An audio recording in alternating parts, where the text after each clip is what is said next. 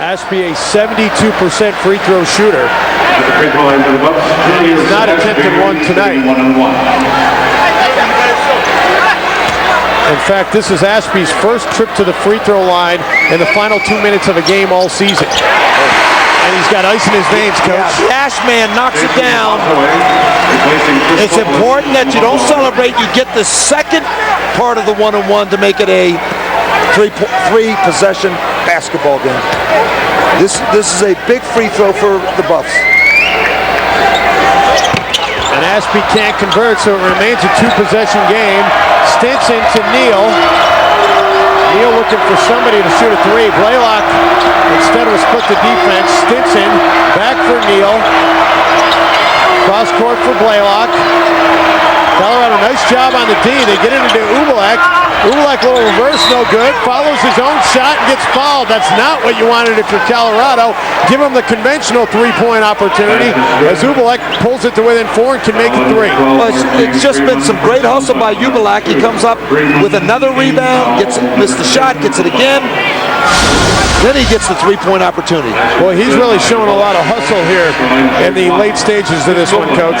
Yeah, he is, and that's a fine play by Ubelak. So Ubelak to the charity stripe. He's a 72% free throw shooter. He's been perfect on the night, 2 of 2. The sophomore from Prague knocks it down. And we're back to a one-possession contest.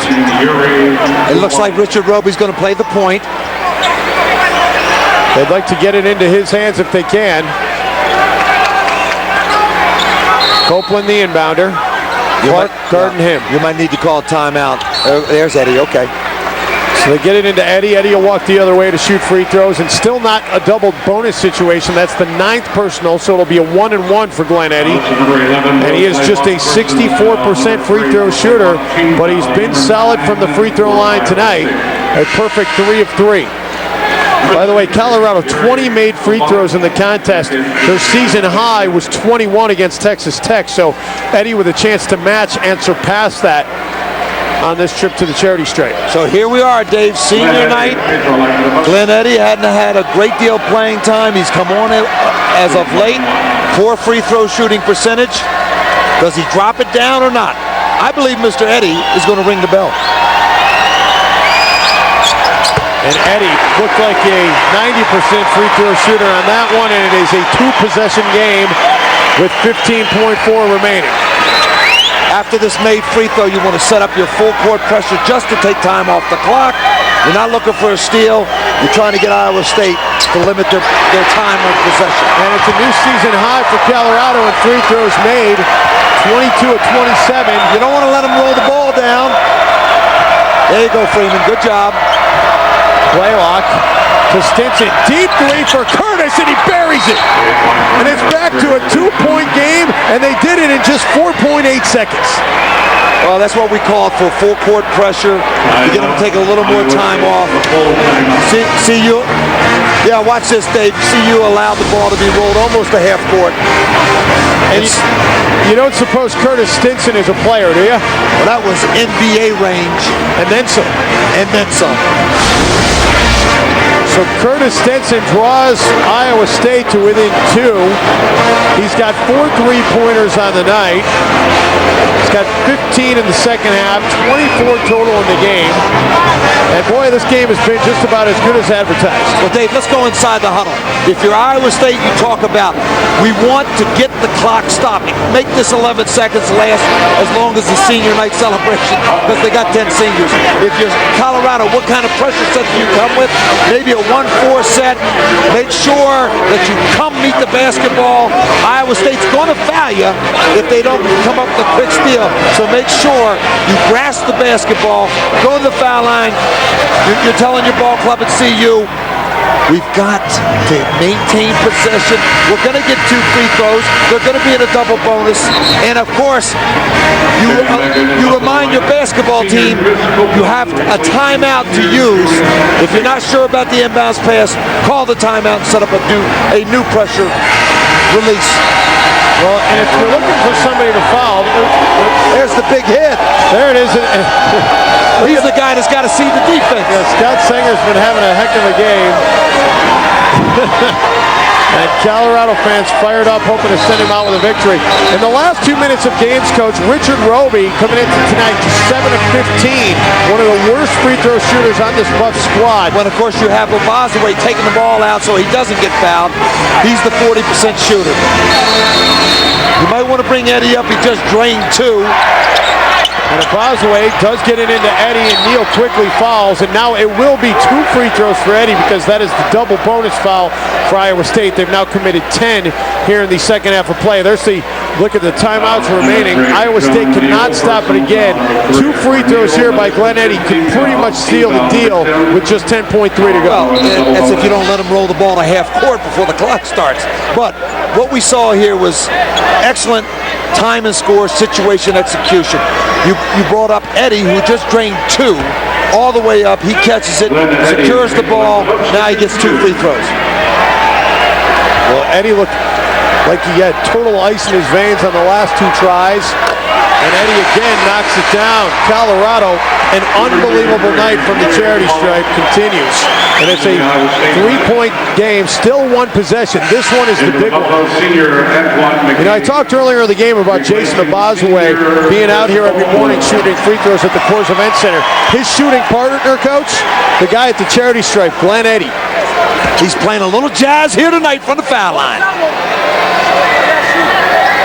Eddie knows this is a big one. And he knocks it right down. 2-possession game. Colorado does not let Iowa State roll the ball up. Clark, however, gets free for a 3 on the other end and drains it. And we're down to a 1-point game. 83-82. Iowa State can't stop the clock. Keep the ball, Eddie. If you see you, keep the ball, Eddie. You're on a roll. And Glenn Eddy will go back to the free throw line in a 1-point game with 4.7 to go. Number 3, John Neal. Personal foul on the floor. Boy, Iowa State, you got to give him credit, Coach, getting down court in a hurry and getting an open look. Mr. Clarkbar with the 3. He's come up big from the 3 land. So Glenn Eddy back to the free throw line again. 11 points here in what he's hoping will be his final game at the Coors Event Center. They don't want to be back here for the NIT. 7 for 7 from the charity stripe. And these 2 are huge. No matter what happens in this, it will still be a 1-possession game. Ricardo Patton upset about something. But right now, the fate of the Buffs in the hands of the senior. From Nashville, Tennessee.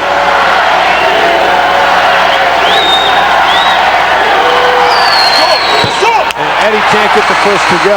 Glenn Eddy tonight playing in his 117th career game as a Colorado Buffalo. The record is 123, shared by a couple of guys, one of which is Will Smith, an assistant on Ricardo's staff. And if they were to make a deep run in the Big 12 tournament and win a couple games in the NCAA, Glenn Eddy could conceivably match that mark, but they would have to go pretty deep in both those tournaments. Big free throw for Eddy here. He knocks it down, and Colorado a 2-point lead. They don't want to give up a 3. Clark open, look for the win. Roby got a piece. Turn around by Ublak. Ashby got a piece. It's all over. The Buffs hold on. 84-82, the final from the Coors Event Center, and what a flurry for a finish. And they were clean block shots. 2 big blocks to preserve the victory for CU. What a finish.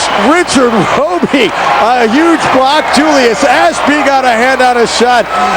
We need to take another look at that. Here we have it, Dave. Great baseball pass, but a terrific play.